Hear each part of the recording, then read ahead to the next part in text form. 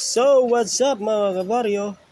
For this video ay magre-repair na naman tayo ng isang motor na Yamaha R15. So, yan. Bali, ang gagawin po natin dito, suggestion for our customer, ay maglilinis tayo ng starter motor. Yan. So, paano natin mababaklas ang kanyang starter motor?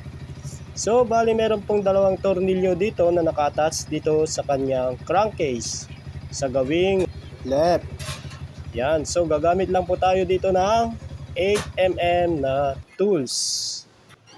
So, bali ang ating starter motor ay meron pala ang sakit ito dito sa gawing may right side cover. So, yan.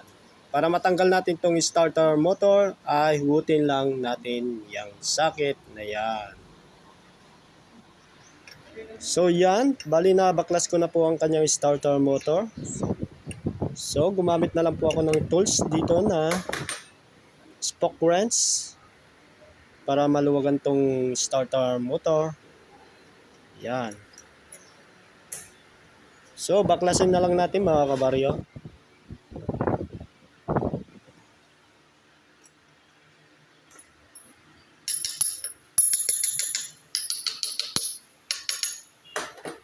Yan, the moment of truth. Yan, sobrang dumi. So, bali okay pa naman ang kanyang carbon brush. Yan, bali ito.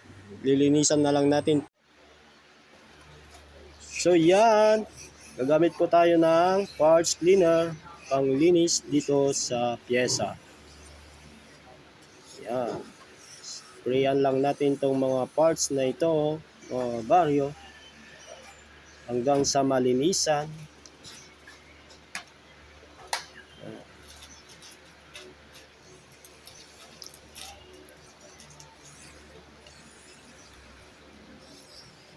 Spray. So yan mga baryo, bali tapos ko na pong nalinisan ng piyesang ito. So yan, bali ang gagawin na lang natin ay assemble na lang natin mga kabaryo. Yan.